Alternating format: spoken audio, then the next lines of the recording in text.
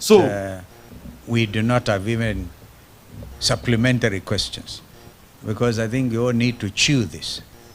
We all need to chew. Your audience, which is the Kenyan people, we need also to chew exactly what we are going to issue today from the command center. Karibu sana, ndugu Rigiji. Thank you very much. This is a press statement by the United Alternative Government on the fuel scandal in our country, Kenya. Patriotic Kenyans, today we wish to draw the attention of Kenyans to one of the greatest fuel scandals in the history of independent Kenya. We have deliberately taken time to look into the oil scandal that has hit Kenya in the hope that the government of President William Ruto would be kind to the people of Kenya and save them from further agony. Little was it forgotten to us that Kenyans are on the and the entire energy value chain is completely a criminal enterprise under William Ruto. We wish to state as follows. On Thursday, the 2nd of April 2026, Kenyans were treated to dramatic arrests of former PS State Department of Petroleum, Mr. Mohamed Liban, Mr. Daniel Kipto, former DG EPRA, and Mr. Joe Sang, former MD, Kenya Pipeline Corporation. On 4th April 2026, a public statement made by William Ruto meant to hoodwink and fool the people of Kenya. He argued that oil cartels had been crushed to a halt.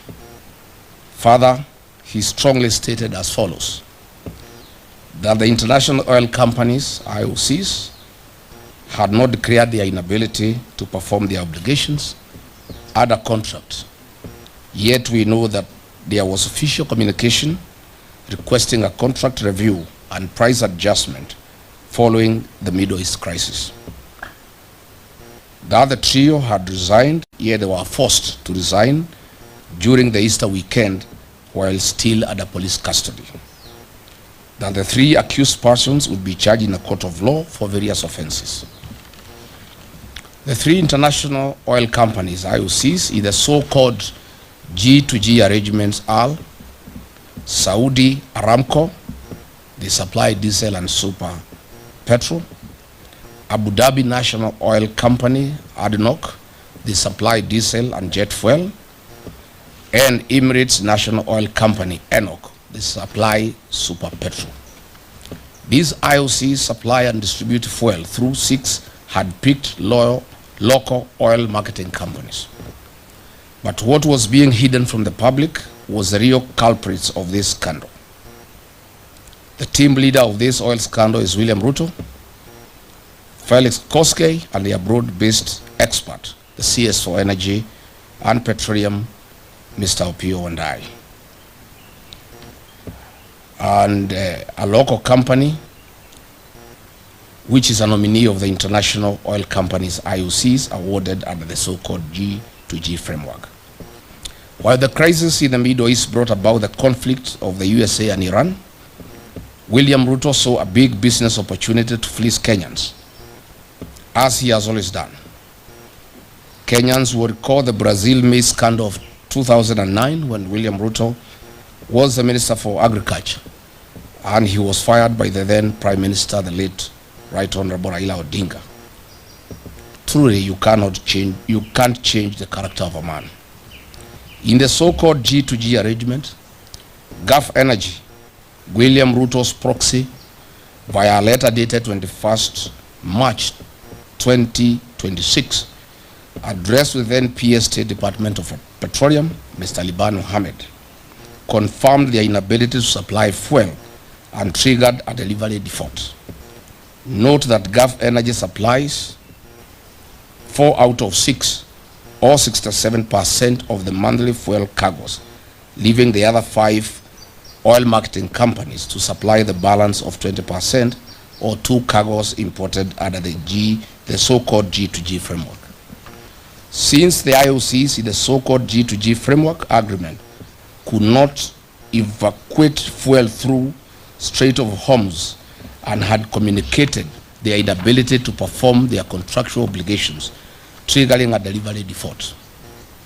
The three government officers invoked relevant provisions of the Petroleum Importation Regulations 2023 and implemented a government directive issued by the National Security Council Committee via the letter dated 9th March 2026, reference number OP CAB 3/55A, to explore and implement strategies to diversify petroleum import sources beyond single region, reducing dependency and enhancing national energy security.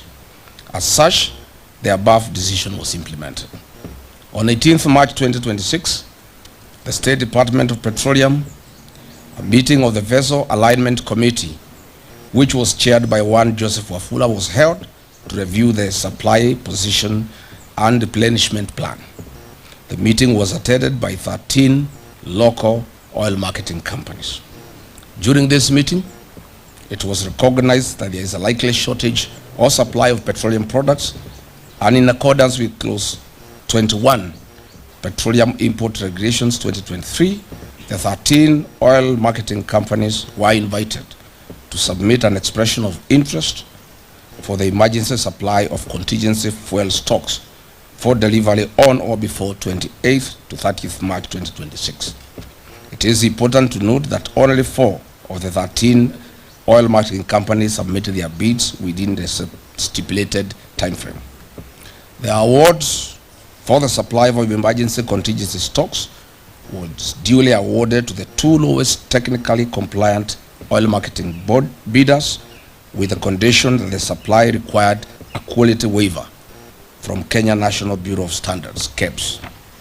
Note, this was also in line with Clause 8.1 Petroleum Import Regulations 2023, an international best practice as seen in other countries who had relaxed fuel specifications following the effects of the Middle East crisis. Subsequently, via the letter dated 28th March 2026, reference MITI/CS/Volume 1/Waiver Number 3, signed by Honorable Lee Kenyanjui, CS Minister of Investment, Trade and Industry, addressed to the Honorable P.O. Wandai, granted waiver for oxygenates, manganese, sulfur, and benzene parameters in the KSES 158/2025.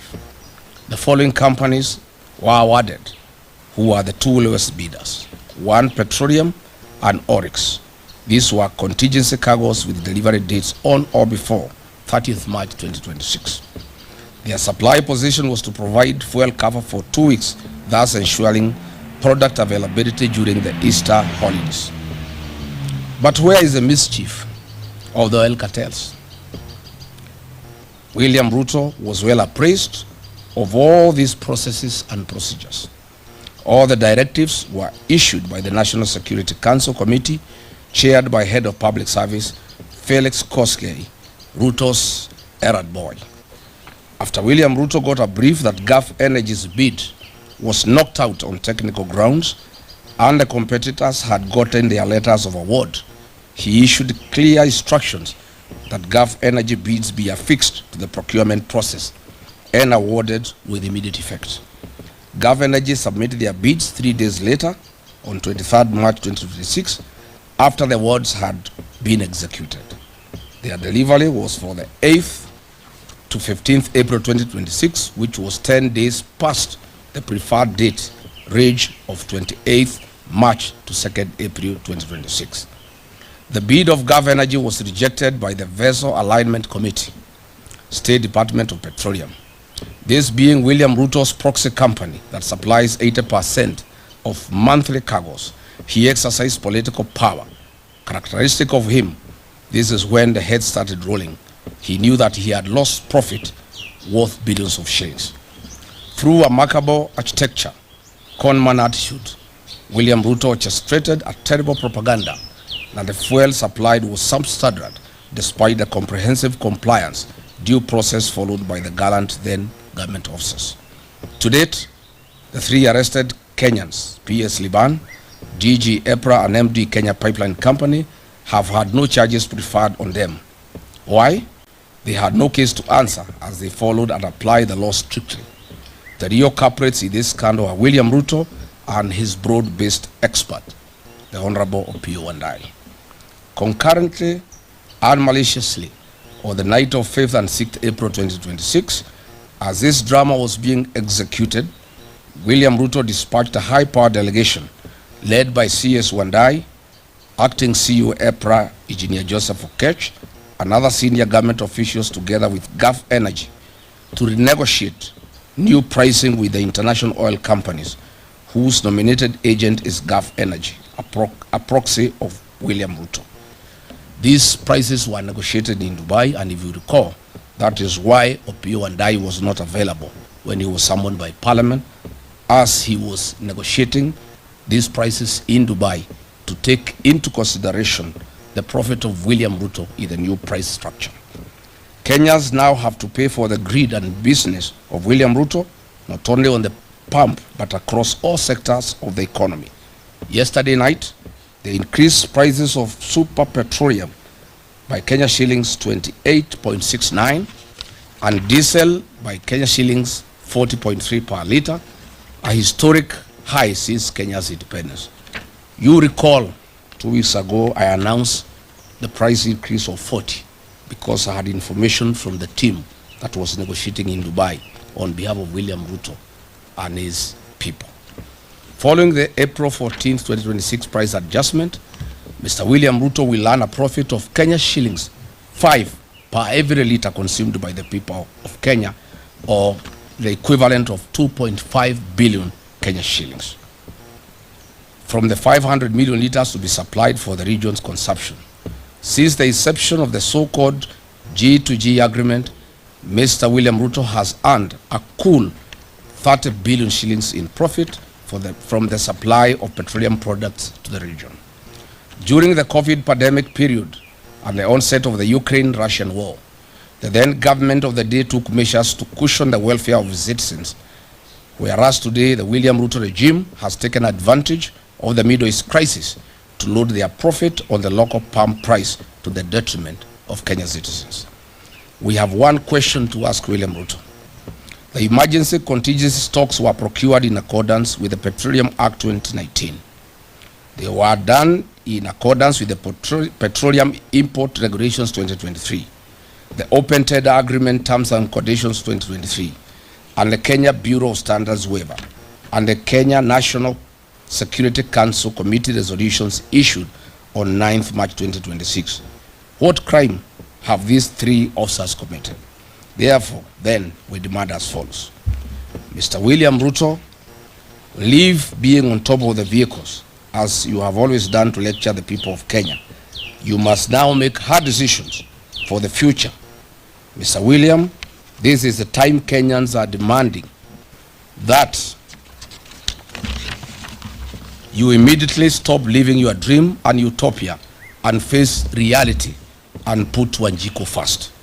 Mr. William Ruto, you must immediately direct the Speaker of the National Assembly, your sycophant, to convene a special sitting of Parliament within 7 days to address the following urgent issues, failure to which the united government shall call for national mass action. 1, to cancel the so-called government-to-government petroleum framework, as it involves hard-picked oil marketing companies that represent the William Ruto interests. In any case, the commercial frameworks between William Ruto and private international companies. We want to explain that this is not government to government. This is government companies in the Middle East. In normal circumstances, if it was government to government, these Middle East companies will be working either with NOC or with the Kenya Pipeline Company, not private companies owned by William Ruto. So there is nothing like government to government deal. It is government to William Ruto proxies and companies. We unequivocally demand for the immediate resignation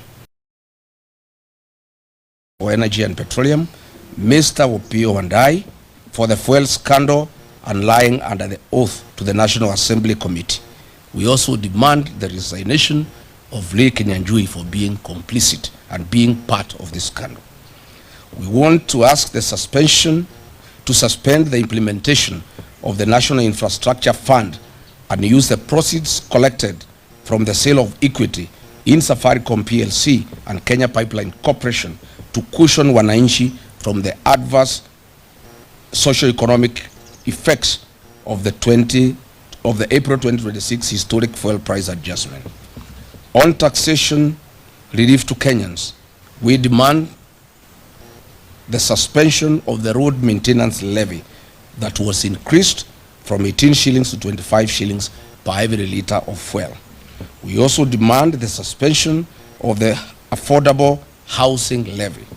We also demand the suspension of unwarranted NSSF deductions that are punitive and are used to finance President William Ruto's single-sourced infrastructure projects.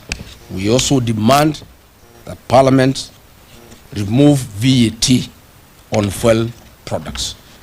We are saying on behalf of the people of Kenya that that is a reducible minimum. And if there is no action taken on the part of William Ruto, we shall announce further measures to the people of Kenya to force William Ruto and the National Assembly to act in the best interest of the people of Kenya. Thank you. Well, there we go. Tomorrow, I will be in the High Court at Milimani dealing with this other state capture matter of the sale of Safaricom shares to Vodacom, itself a foreign company. So although in our statement we have highlighted that whatever the proceeds out of that sale, I want to announce that that is contested and will be in court tomorrow. So we will now invite our brother JB Muturi to give some highlight, make some further comments, and after that we'll have brother Fred Matiang'i, and finally Eugene Wamalwa will make the final comments. JB. Thank you. I just want to state to William Ruto to ask his proxy, Moses Wetangula, to convene a special sitting. We are cognizant of the fact that the House is still sitting, but we are saying that this is the right time, if indeed William Ruto has any interest at all about the welfare of the people of Kenya, because we know the revenue and expenditure estimates, what we call the budget estimates, will be tabled before the House of Parliament not later than 30th of this month. And therefore, our call for a special sitting and for the removal of VAT and the suspension and or total exclusion of the extra 7 shillings charged on the fuel levy should be at this time and be considered during this special sitting, because the ramifications of this historic and abnormal increase in the cost of fuel effected last night are enormous, and the implications will spread to all sectors of our national economy and affect the socio-economic fabric of this country. In conclusion, I just want to amplify the point raised in our statement that indeed, as Kenyans would recall, when William Ruto took over the reins of government in 2022, is when immediately after he had made several promises that we needed to address the issue of the many taxes in the fuel sector, and many Kenyans will recall that he never shined to criticize the former administration. He said he offered that there will be a review of the many. In fact, in his own words, he put those levies at 15. He said they're going to be reviewed, and therefore every Kenyan felt that when he came up with the idea of a G2G arrangement, he was indeed going to address that issue of the mini taxes.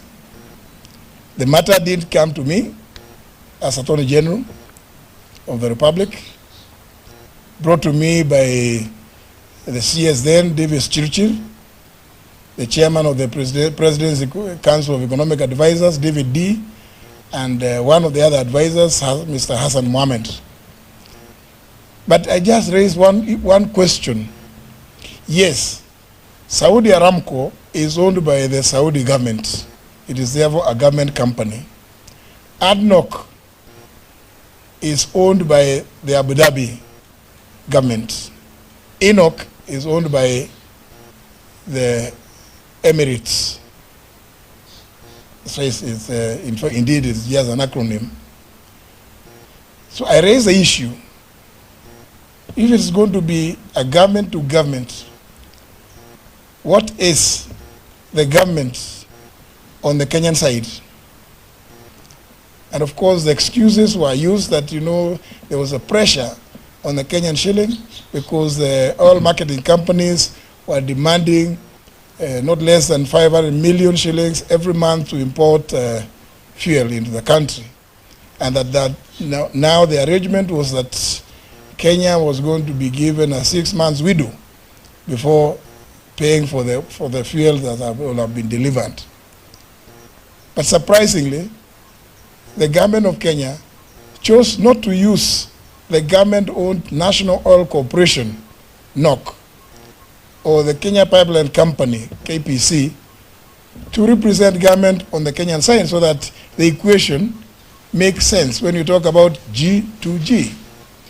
Instead, the government of Kenya purported to advise the oil importing companies, the IOCs, the three from the Middle East, to nominate locally companies that government purported to have interest in. And those companies, the three that was nominated, are the ones led by Gulf Energy, in which William Ruto controls more than 3/4 of its shares. Indeed, as Kenyans would know, this Gulf Energy is the company that bought out the British consortium that was dealing with the Turkana oil. And therefore, it is no wonder that we have never seen a reduction in the fuel prices, because William Ruto is right in the middle. On the Kenyan side, he is the G. That's why we are calling on William Ruto to now cease this arrangement. And that's why we are saying Parliament should actually be the one in the forefront to call for scrapping of this so-called G2G arrangement, so as to address the plight of the common person who is going to get the effects of this astronomical and abnormal increase in fuel prices. Thank you. Thank you. In addition to what my colleagues have said, when we were reflecting on this issue this morning, the 3 points that need to be made in addition to what we have said in the statement, the lengthy and detailed statement we have put out, is that one, a lot of information on this matter has come to us, the leaders of the opposition. This is because there are so many Kenyans out there in the public and private sector who are not just alarmed, but generally deeply frustrated by the way this administration is managing our country. I stop to ask the question all the time. In this era of information and liberal availability of information, it cannot be that the government and its leaders are doing this in the hope that the public will not know, which leads us to the conclusion that they are doing so blatantly, deliberately, and they actually don't care about the law, they don't care about the stability of the country, and they don't care about the progress of the country. Two, it's astounding the level of conflict of interest involved in this matter. When you read all the documents and all the information that has been brought to our attention, it's so abundantly clear that the president and head of state is not just an interested party in this matter, he is a practical key player in this whole matter. And our president is now faced with that conflict of interest where he needs to choose between being head of state and government and therefore the custodian of the welfare of the people of Kenya and the businessman and the practitioner that he is in the business environment. Because for the private sector in this country, the leader of our nation is a predatory competitor, and he can't hold that position of competitor and regulator at the same time, because obviously you can see the resultant effect of it. It's untold pain and suffering of our people. Lastly, I hate to say this, I always hope I'm wrong on some of these things, because just 4 years ago, before we left the government, we warned the country about a number of these things. I was in the previous administration when we saw some of these things, and pointed out that these our friends do not have the capacity to be fair arbitrators and leaders of a great nation such as ours. In my view, and we've discussed this matter considerably, if this issue is not dealt with, this matter of oil, I think we haven't seen the worst yet in terms of the direction our economy is going to take and some of the things that are going to happen as a result of the conduct of government business. So when we say publicly that our country is going the wrong direction, we do so because we love our country, we are patriotic, we are responsible people, and we have a moral duty to point out to our fellow citizens when we think we are clearly entering a very dangerous zone in the affairs of our country. Our leaders need to make that painful decision. Are they going to be leaders, regulators, managers of the affairs of our country and therefore the custodians of our people's welfare? Or they are going to be private business people doing business? If you sat down with Kenya Private Sector Alliance, the Kenya Association of Manufacturers, and all these private sector people working in our country and investing, working very hard in our country, some of them in low tones, some of them in extreme frustrations of the things that happen, give you evidence that our country is headed the wrong direction. And we are asking these questions not because we are negative about these things, but because we are also alarmed at all these things that are available. And we want to, lastly, on behalf of my colleagues, thank the Kenyans who have given us this information. You had my three colleagues who spoke before me, Honorable Gachagua, Honorable Kalonzo Musyoka, and Honorable Muturi. All this information that we have, a lot of it every day is coming to us from Kenyans who are very concerned. We thank them. We want them to know that we appreciate their forthrightness and their commitment, and we remain open. Please give us more information on this, because we have been taken through this oil business by government officers and public officers who are willing to share information, who are equally concerned and very, very frustrated by the way the affairs of our country are being run. We will work with them. My last point is to assure them that in us they have very worthwhile partners. We are also hopeful about our country, and we are asking them not to lose hope even as they find themselves in those circumstances. Help is on the way. We are turning the corner soon. We will turn the leaf soon, and we will continue with the business of building a country because we believe our beloved country, Kenya, is better. We are better than this. Thank you. Well done.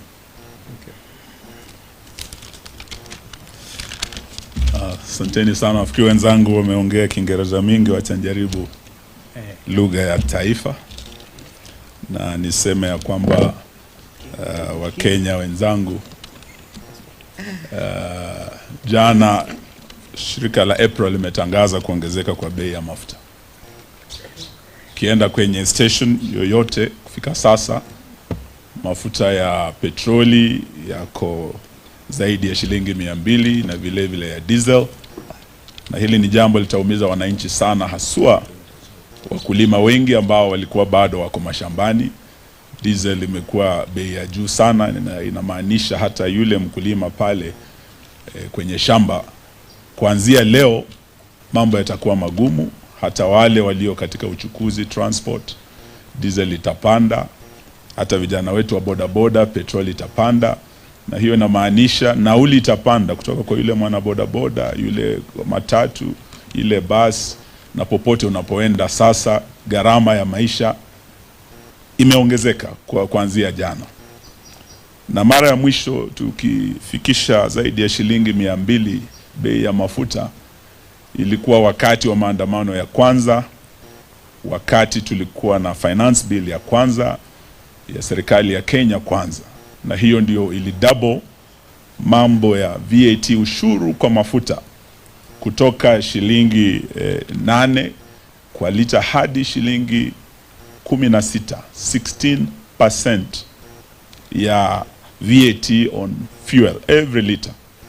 Hapo ndio ilifanya gharama ya maisha ikaongezeka sana, kukawa na maandamano. Na baada ya maandamano tukaulizwa twende kwa mazungumzo kule kwenye Bomas. Tuliongoza na Mheshimiwa Kalonzo Musyoka kule kwenye Bomas, timu yetu ya Azimio. Na kati ya yale tuliambia serikali hii ni kwamba Bwana Zakayo, shukisha ushuru. Ushuru wa kwanza shukisha kwa mafuta. Pale Uhuru Kenyatta aliwacha kwa serikali, na nilikuwa kwa hiyo serikali na Mheshimiwa Matiang'i hapa, ilikuwa pressure nyingi sana VAT ipite 8%, lakini Uhuru Kenyatta alizuia, akasema ikipita hapo wananchi wataumia. Na hiyo ndio ilifanya lita ya mafuta wakati Uhuru anaondoka, Wakenya wenzangu mtakumbuka, ilikuwa shilingi 159, 159 per liter. Lakini baada ya hiyo finance bill 2023 bei ikaongezeka, kawa na maandamano. Kwenye Bomas tulikuwa na Mheshimiwa Kalonzo, tukawa na Mheshimiwa Opiyo Wandayi na wenzetu wengine ambao tulifanya kazi nao. Leo nataka niukumbushe ndugu Wandayi ya kwamba tulitumwa Bomas ili tushukishe ushuru kwa mafuta. Kulikuwa na ushuru mara 16, different levies and taxes on fuel alone. Na hiyo ndio iliongeza gharama ya maisha. Na wakati huo tukasema hiyo VAT ishukishwe from 16% irudishwe 8%. Wenzetu wa Kenya Kwanza walikataa. Na wakati tunamaliza mazungumzo hayo, bado waliongeza tena mambo ya fuel levy kutoka shilingi 18 hadi 25. Na hiyo ndio sababu leo tumeambia Bwana Zakayo, sababu bado wako juu mtini na ushuru bado unapanda, ya kwamba aanze kwa kushukisha ule ushuru aliongeza akichukua ushukani baada ya Uhuru Kenyatta. Aanze na hiyo shilingi 7 kwa kila lita. Hiyo ikishukishwa, Wakenya wataanza kuona nafuu kidogo katika mambo ya mafuta. Pili, ushuru wa VAT kwa mafuta, huo ukiondolewa, hii bei itarudi chini ya 200. Na hiyo itasaidia kila mwananchi wa Kenya popote ulipo katika. Hiyo ndio jambo tumesema leo tukutane hapa na tuseme we must demand that this be done immediately, na bunge liwe na kikao rasmi kuzungumzia hili kama swala la dharura, sababu linaguza kila mwananchi wa taifa letu. Shida ambayo ilikuweko tena kule Bomas, kulikuwa na hii mpango wa G2G, wakati huo ndio ulikuwa unaanzishwa, na tuliambiwa dola imekuwa mbaya, sasa lazima tufanye negotiation na wenzetu Warabuni so that we stabilize. Na hata baada hiyo vita ya Ukraine na Russia, mambo kuwa kurudi normal na vile vile dola yetu kuweza kustabilize, G2G hiyo ilitakiwa iweko hadi mwaka jana. Alafu tukasikia imekuwa extended hadi December. Sasa tuambiwa hii G2G imekuwa extended hadi September mwaka ujao. Hiyo inamaanisha ya kwamba hii bei itabaki ama itaongezeka, lakini haitaenda chini, sababu ya hii deal ambayo Kenyans are locked in, mpende msipende. Leo tumeelezwa vizuri sana kwenye statement yetu, tumeeleza wa Kenya mwenye G2G wakati wa Bomas, na nilikuwa kati ya wale tuliangalia mambo hayo, na wakati walikataa kushukisha ushuru, nilikuwa kati ya wale nilikataa kuweka sahihi mkataba huo, sababu walikuwa na uwezo wa kushukisha ushuru wakati wa finance bill ya kwanza, lakini wakaongeza hata finance bill ya 2024 ikawa mbaya zaidi. Mzigo huo ulirudi kwa mwananchi, na ndio sababu vijana wetu wa Gen Z walijitokeza kupinga finance bill 2024. Kama tungefanya the right thing at Bomas in 2023, tutoe hiyo ushuru, tuachane na hii mpango wa G2G, vijana wetu wale walikufa 2023 75 hawangekufa.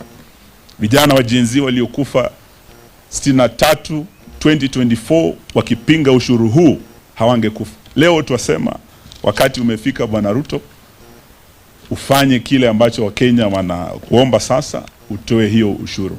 Lakini zaidi hiyo G2G wakati wa Bomas, when we challenged it, tulisema haikuwa G2G wakati huo, and on record kule Bomas katika Hansard iliyowekwa, sababu kulikuwa na Hansard ya bunge, ya kwamba hii G2G ilikuwa government to gangsters. Upande wa Uarabuni ilikuwa ni serikali, mashirika yameambiwa na aliyekuwa Attorney General ya serikali, lakini upande wetu tukatoa mashirika ya serikali tukaweka kampuni zetu za kibinafsi. So it was government to gangsters, na ile faida ambayo hawa wametengeza, vile Mheshimiwa Gachagua amesema hapa, it's obscene, it's immoral, ya kwamba rais wa nchi anaweza tumia shida kupata faida na kujifaidi yeye mwenyewe na wenzake, wanabiashara wenzake, na ni mabilioni ya pesa ametengeneza. Yale yanaendelea Kenya ni kama yale Shakespeare alisema, merchants of Venice, ambayo wamechukua profiteers instead of patriots who are leading our country. Wachache wanajivunia kuwa Wakenya wakitengeza pesa nyingi sana kwa kila lita ya mafuta, na Wakenya wengi wakiwemo mama mboga na bodaboda waliokuwa at the bottom of the pyramid, ambao walitakiwa waletwe up, hao ndio wanafinywa sana na wanavumilia kuwa Wakenya. Hiyo G2G tunataka tuseme ya kwamba it must be scrapped, sababu imekuwa a source of a lot of money coming into the pockets. Pesa mfukoni hii kwenda kwa mwananchi imeenda kwa Bwana Ruto na wenzake, na leo tunataka tuseme ya kwamba wakati umefika tuanze kujiuliza, je, tunaweza endelea kuwa na rais ambaye ni mwanabiashara, ambaye atumia ofisi yake kujifaidi mwenyewe na marafiki zake? Wakati amemaliza mwaka wa kwanza, orodha ya kwanza ambayo ilitoka, and this was global ranking of the most corrupt presidents of the world, aliorodheshwa kuwa nambari 2 nyuma ya Assad wa Syria. Mwaka jana wakati orodha imetoka ya kuangalia marais tajiri sana, amekuwa katika the first 11 of the richest presidents in the world, akiwemo na maoligarch kama Putin wa Russia. William Ruto ako kwa hiyo orodha, na hiyo haitushangazi, sababu kama wewe ni rais mfisadi sana, mwanabiashara hodari, uko kwa sekta zote. Ukienda kwa sekta ya banking, ako kule, hii bank inaitwa Sidian. Ukienda upande wa mambo ya hoteli, hospitality, mahoteli ya Weston, hata kuna moja kule Masai Mara, the Carl Ritz Hotel, Ritz Carlton. Tumeelezwa katika mambo ya manufacturing, steel, na rafiki yake Devki, chuma zote za affordable housing, simiti yote ako kwa manufacturing. Tukienda kwa sekta ya kawi sasa, ndio tunaguza G2G hii. Sio tu hiyo Gulf kampuni ile mnasikia Starbucks, he has interest there. Tukienda kwa mambo ya hospitali, kuna hospitali inaitwa Real, na tuliona rafiki yake pale Nairobi West Hospital, he has interest there. Kwa mambo ya SHA, ni biashara vikubwa sana anafanya kule kwenye SHA, na katika sekta ya afya, katika sekta ya uchukuzi, starting na aviation, ndege zake sio tu helicopter ambazo anakodisha hata serikali, lakini hata ndege zake zenyewe zinakuwa hard na KQ. Ni mwanabiashara mkubwa sana hata angani, sio tu hapa chini ardhini katika Kenya. Ni jamaa wa majuu sana. Tukienda kwa elimu, anaanzisha university kule Eldoret, sisi sote tunajua. He's in direct competition na university ya Moi inaanguka, lakini yeye anaanzisha a world class university kule. Hata biashara ya matatu, he has not spared Kenyans. Ako kule, tunajua matatu zake. Hata ukiingia kwa mambo ya sukari, amechukua kampuni zote, Zoya, Sony, Muhoroni, Miwani, mashirika yote ya kiserikali, na ekari zaidi ya 1,100. Na marafiki zake wachache wa Hindi sasa wameshika sekta ya sukari mkononi mwao, na anaanzisha yake ya kibinafsi kule Kilgoris. Ukiuliza wa Masai wanatuonyesha hiyo factory inakuja ni ya Ruto, na kuna zingine ambazo anaendelea kufanya. Na tunajua ya kwamba hata kwenye mining tunamuona kule Murima Hills, tunamuona kule West Pokot kwa simiti, hata dhahabu kule Kakamega na kwingineko. Sasa tunauliza kama Wakenya, jamani, itakuwa vipi tuwe na rais ambaye ni mwanabiashara? Kule Venice kulikuwa na mabepari wa Venice, merchants of Venice, but now we have merchants of Kenya,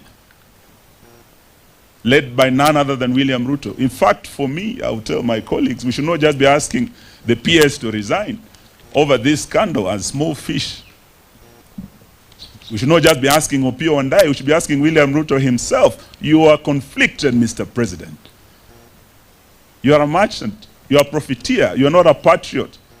And this goes on even in the region beyond our country. Your gold in the DRC and diamonds, the blood gold with Sudan, with the RSF. How much is enough for you, Mr. President? Thank you. Hey, sasa mmeasikia. Na waelewa kwa sababu gani nikasema jameni tutulize boli kwa maswali. Hata umesahau ndugu Eugene kwa upande wa media vile vile. Wenyewe, you haven't been spared. Kwa hivyo mfanyabiashara huyu sugu huyu, uongozi afanani nao. Kwa hivyo swala hilo ni la Wakenya na sisi zote. So we want to say this is very painful, extremely painful. By his own admission, William Ruto has said he's a businessman. When he was saying sijui ngombe ya Eugene inakufa inakupe, akasema kuna ngombe safi sana kwa upande wa kilimo. Ni vizuri kuwa champion na hiyo, lakini uongozi wa nchi nao unahitaji patriotism. So we are at a crossroads, and we'll do the best we can together. The Kenyan population, we're not going to leave you alone. We will put your best interests ahead of us. Kwa hivyo, let's keep hope alive. Asanteni sana. Thank you. Thank you.